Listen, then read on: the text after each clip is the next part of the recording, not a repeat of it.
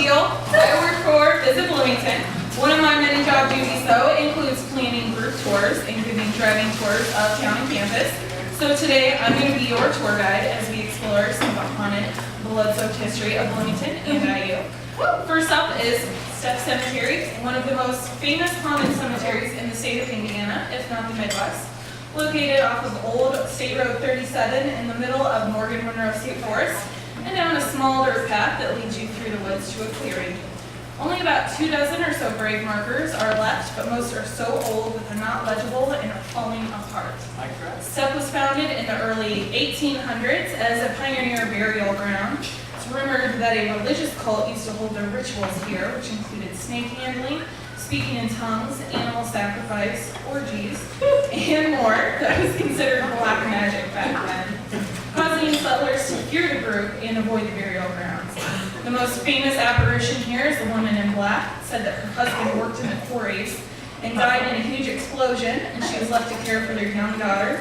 Many years later, that daughter died in a car crash, and both of them were buried next to each other in the cemetery, and you can find her mourning both of their deaths. Next up, we're going to head straight on to campus to the Career Development Center. Sometime before World War I, a doctor lived there and he performed illegal abortions. Some reports claim that he killed a girl one night during a procedure, was turned into the authorities, later released, and ended up hanging himself not long after in the basement of the building, where you can hear the cries of babies and mysterious footsteps. So don't go to the Career Center. Next up is the Indiana Memorial Union, one of the largest student unions in the world. It's been the site of numerous suicides, including a dog.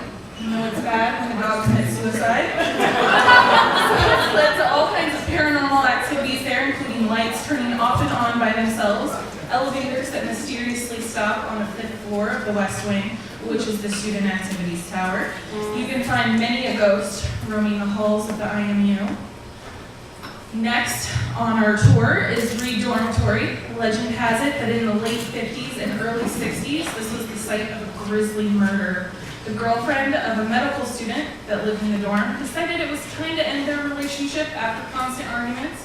Her boyfriend didn't like this very much though, so one night he snuck into her room, probably like the 2nd or 3rd floor of Clark, when he lived there, and killed her by cutting her throat with a scalpel. He then hid her body in the basement.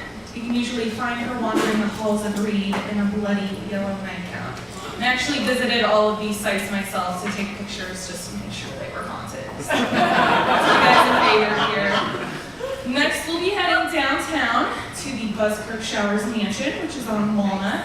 This historic home is from the 1890s and has been the home to some of Monroe County's early pioneers, including one of the Showers Brothers of the Showers Brothers Furniture Factory, and William Graham, who built the Graham Plaza Hotel. It's been an orphanage for sick, dying children, a fraternity, as well as businesses and even a restaurant, and it's currently empty.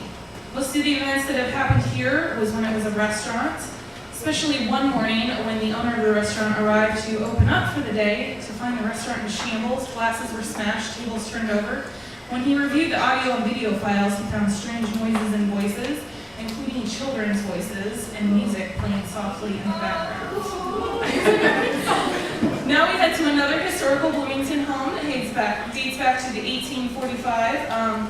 This is the Paris Dunning or Blair Dunning House that is currently a law office. It's been the home to some of Bloomington's first settlers.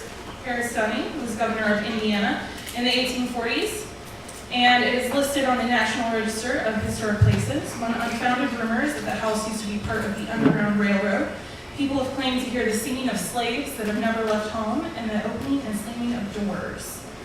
Our last stop is, of course, Rose Hill Cemetery, another pioneer cemetery of Monroe County from the early 1800s. Buried within the grounds of Rose Hill in the Old Spencer Edition are the earliest of Monroe County's founders and families, and where most of the rumors and stories of unrested spirits can be found. Here you can find shadowy figures as well as voices, including that of a small child. It's always children.